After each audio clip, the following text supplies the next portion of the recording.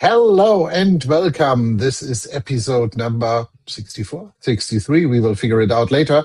But it is the Merry Christmas episode of the VCD Roundtable. As you can see behind Sasha and up there behind myself, we are very, very much in our final stages to send out our Christmas presents to all our customers and partners. And maybe you are one of the lucky ones who is going to get one as well. So this is going to be the last episode before the Christmas break. Christmas time for CSPs in the VMware world always means something special because Broadcom, at least 2 years, introduced a very new, let's say, special Christmas gift by releasing program changes and things like that short ahead of the Christmas break. They learned their lesson that people want to have that earlier. So this year, everybody got it a bit earlier with the announcements of the CSP program changes. We slowly see that certain scenarios come out of it, and we learn more on how Broadcom really wants to continue in the CSP world. But we also learn more and more about how this change is going to potentially even shift some service providers from CSP over to the resale side. That being said, Sasha, Merry Christmas.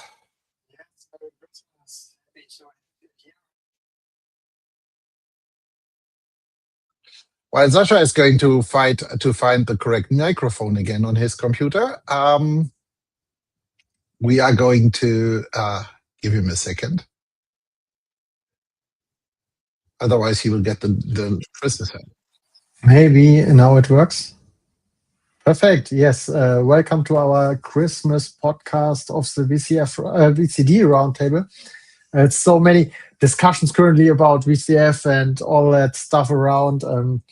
Yes, happy to have you here. And today we want to talk a bit about, the changes, the latest changes again. It was really funny. So we found every time in discussions more and more changes from a pricing, from a licensing perspective, and what happened with the with all around vDefend and so on. So happy to talk about it.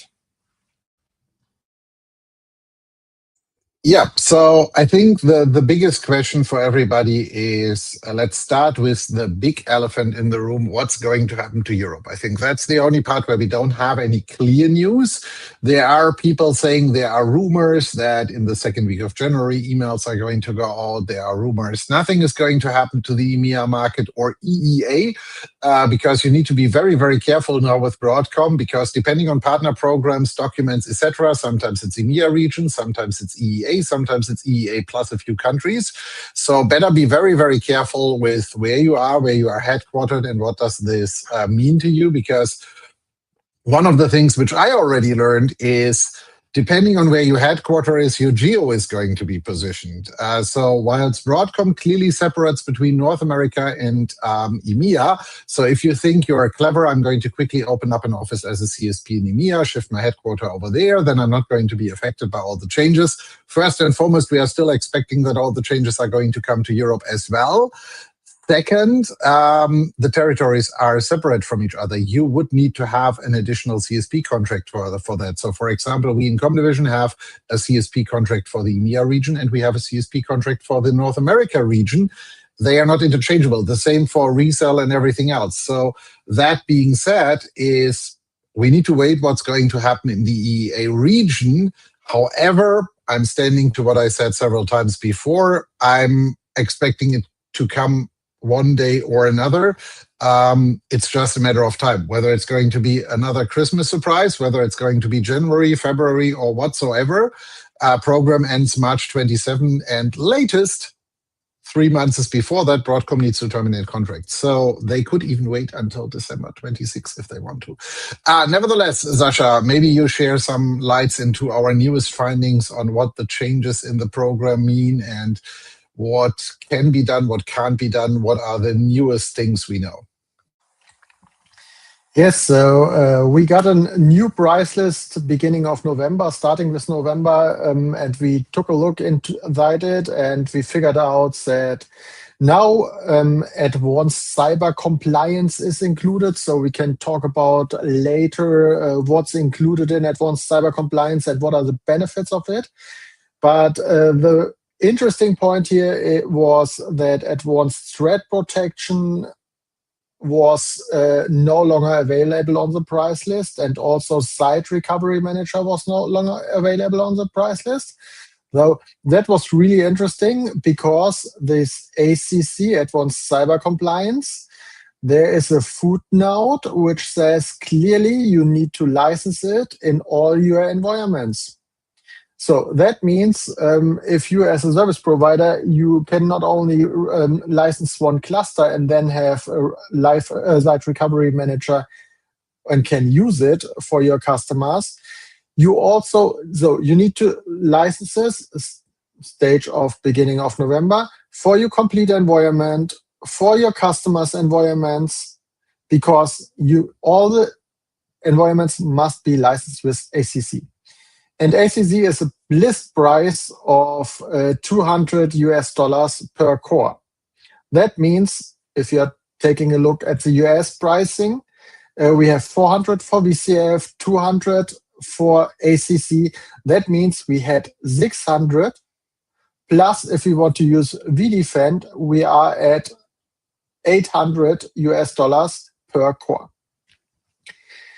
And many service providers complained about it. We had a lot of meetings about that and discussed it. And then, funny story, end of November, the price list changed again. So for EEA and the rest of the world. And now Site Recovery Manager is back.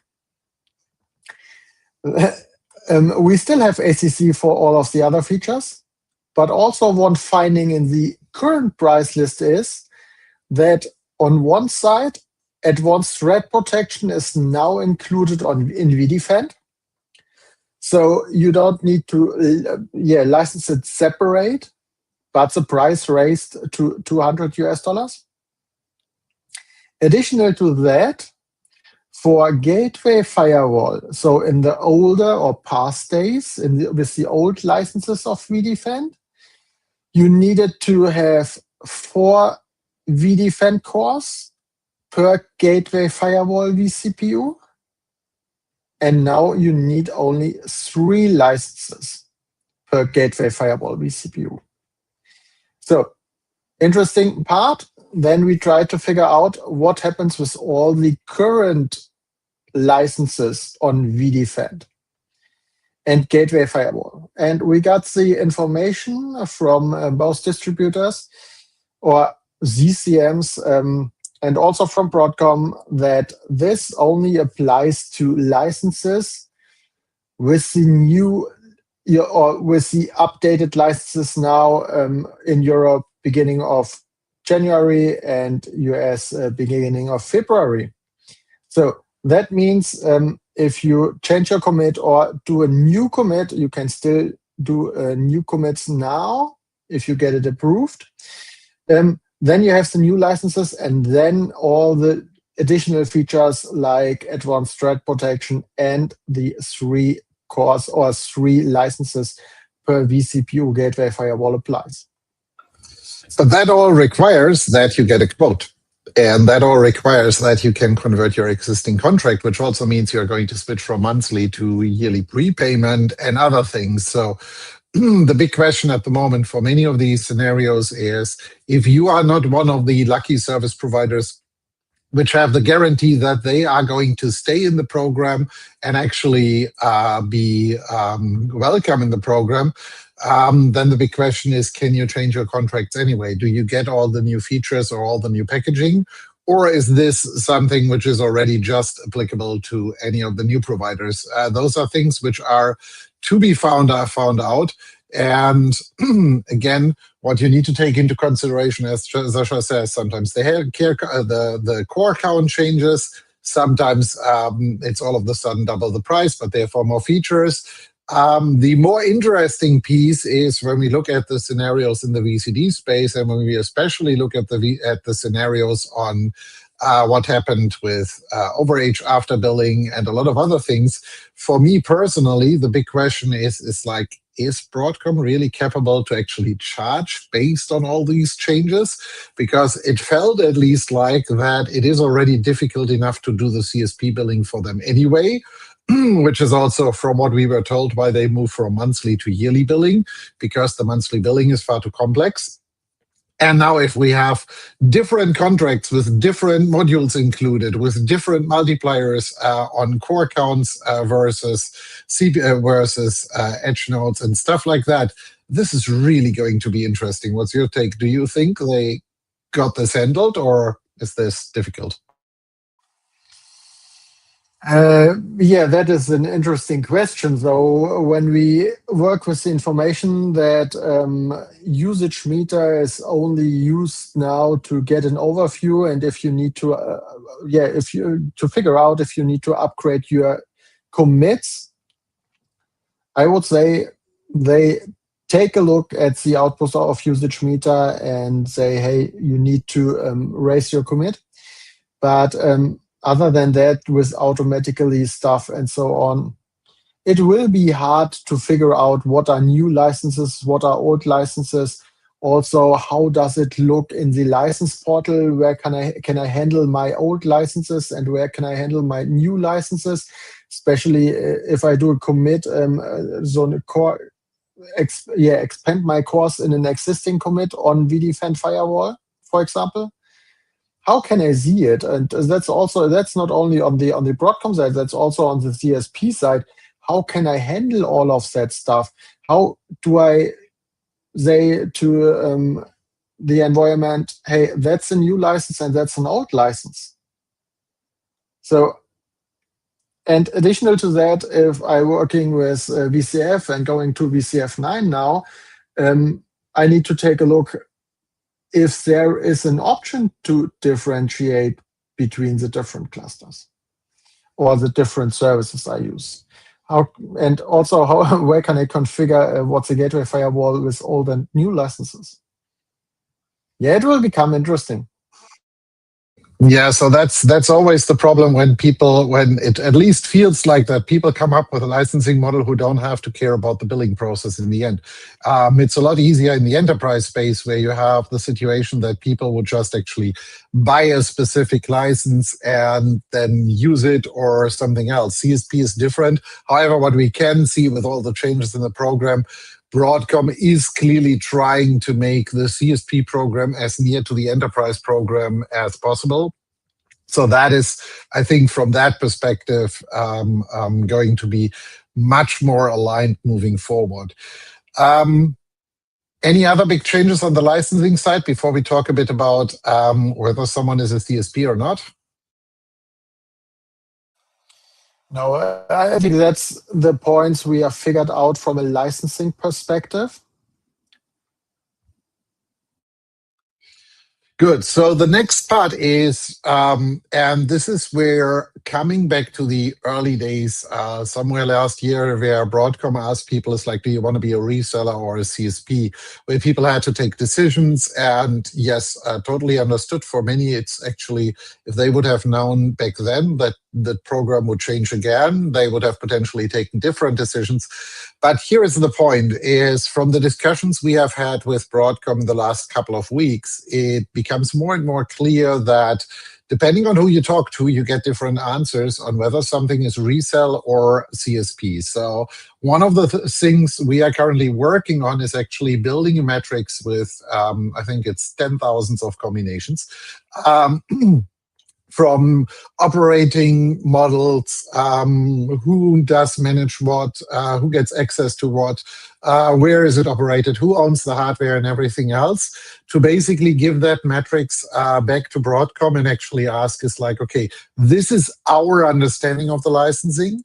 Can you please either confirm or deny that? Because based on that, currently our idea is we are going to build like a questionnaire tool for our CSPs and resale customers, which they can go through to really get clarification. Are they in the correct licensing model or not? Because what we have seen from the discussions with Broadcom and also with CSPs is a good amount of CSPs it is very questionable if they really need to be CSPs or if they are not actually fine with a standard resell or a resell license with a small addendum to the license contract, which allows them certain things from that perspective. So I would say if you are a CSP currently who does not actually give direct access to vSphere in any form or fashion, or Cloud Director console access to the VMs, but just actually provides any kind of application or stuff like that, you're in a much more safe way that potentially you can get a resell. I think the only part we currently know very much for sure is if you're 100% offering an IaaS service. So you're allowing customers to create their own virtual machines. You allow them to install the operating systems by themselves, and you allow them to completely manage them, including resource management, etc. That seems to be something which is very, very clear on the CSP side. Everything else where potentially customers only have RDP access, that's questionable.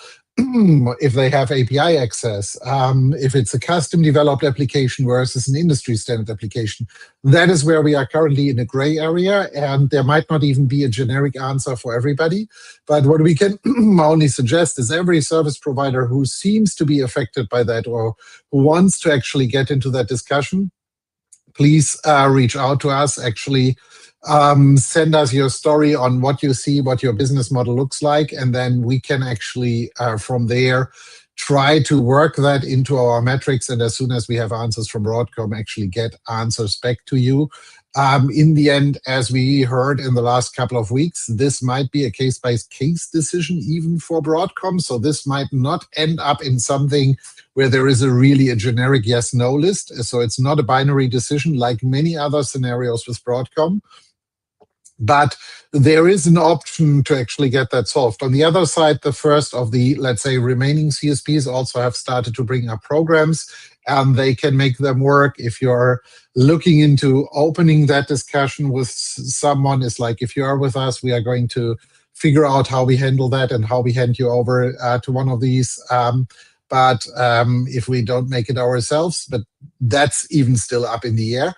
But on the other side, if you are on the resell side, or if you have customers who are operating complete full stack in your data center, so if that is actually something where you say is like, hey, I have customer A, they have 6 hosts, they run in my data center, and we potentially only manage them or something like that, then please reach out to us, because that might be something we can easily get approved via resell. We can provide you with quotes and everything else.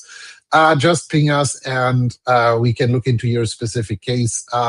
Also, if it's on-prem at the customer, we can help you with these kinds of things, because we have procedures on how to make this work. We need to talk through the details. But there is an opportunity to solve these scenarios, even if you are no longer in the resale space. We can potentially help you with that. Anything to add on that one, Sasha?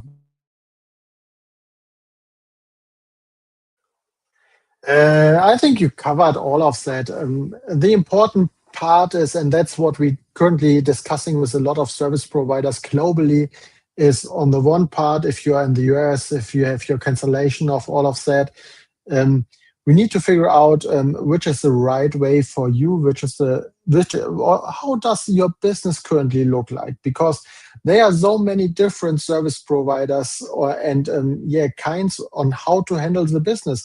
One of them are more or less system integrator and handle dedicated environments for customers.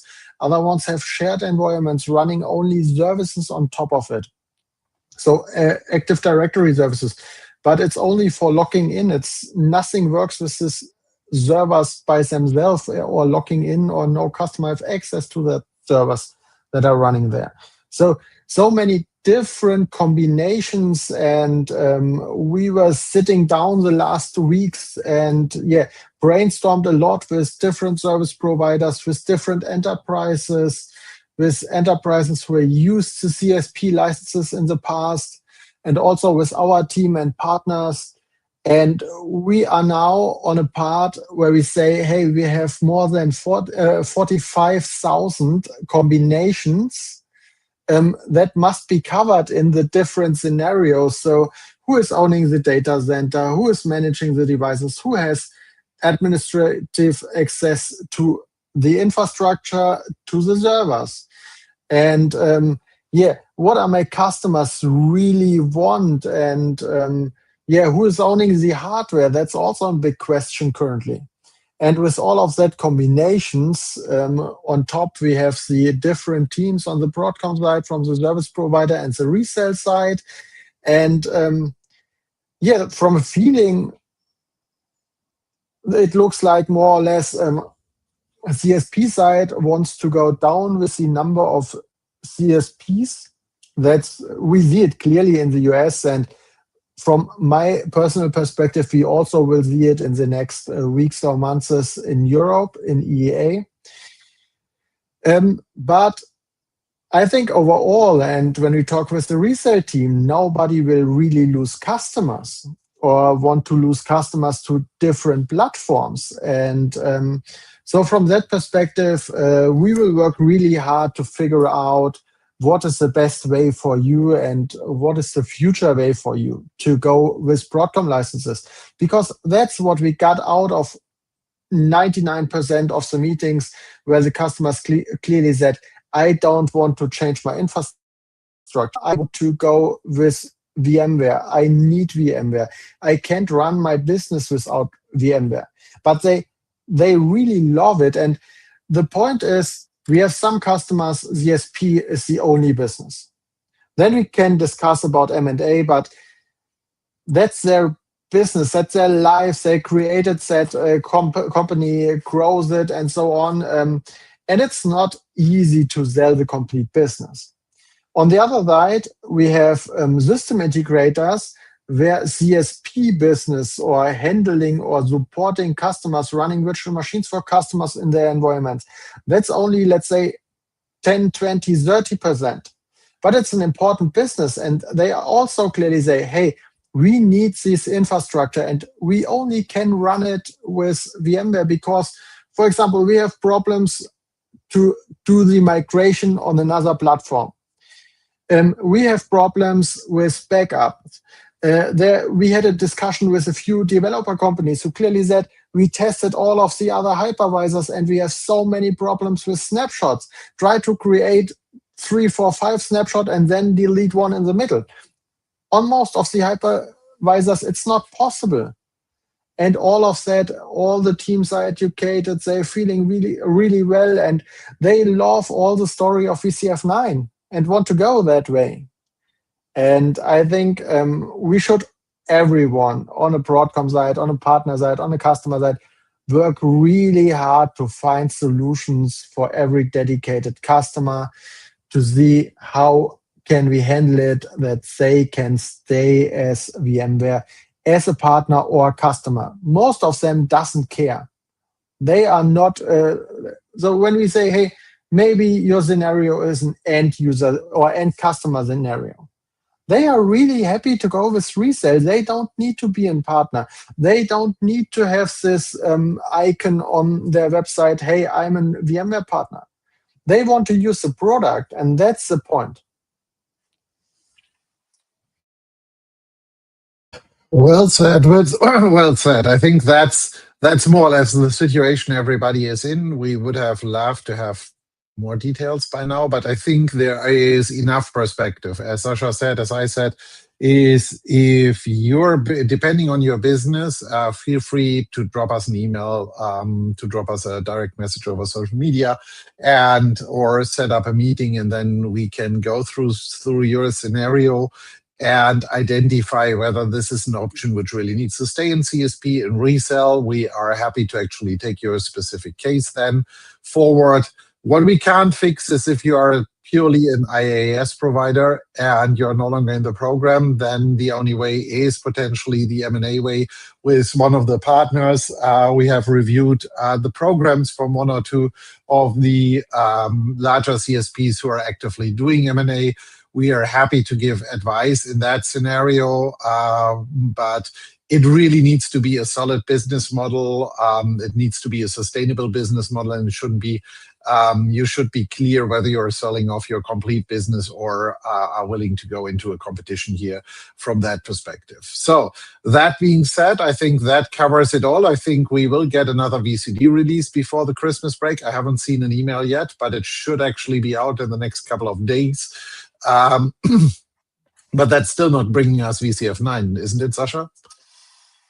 Nobody knows, and I talked to, or I found nobody who has this release available who can handle with VCF 9. So from my perspective, there are currently only rumors. Maybe if you have this release, ping us and let us know if it worked and how does it work and what's your way to get it, because every time we tried to get it, we got the information, hey, that's only for migration and with no support and so on. So nobody was able to really say, hey, I want to have it, I want to use it. Because of that, yeah. If you use it, if you have it, let us know and let's share it. And we can also invite you here in our VCD Roundtable to talk about it. So if you are interested to come with us in the roundtable, ping us and let us know. Wonderful closing word. I think that's more or less it. I would say Merry Christmas, Happy Holidays, and a great start into 2026. I'm hoping we don't need to do a breaking news episode just before Christmas or before the new year, but I don't think so this year. So happy holidays, relaxed holidays, and we talk to you again in the new year. Bye. Bye.